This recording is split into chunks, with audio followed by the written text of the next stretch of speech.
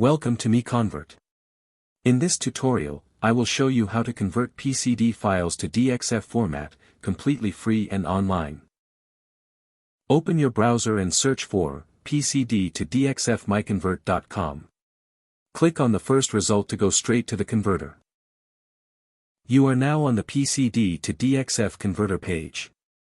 The interface is clean and easy to use. Let's upload a file.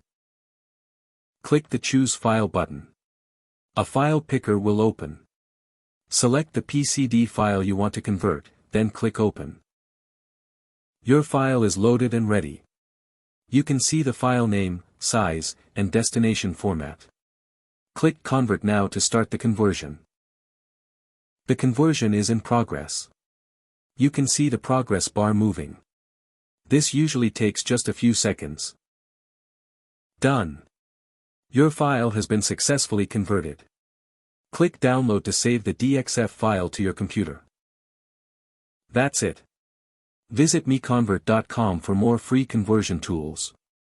Subscribe for more tutorials. Thanks for watching.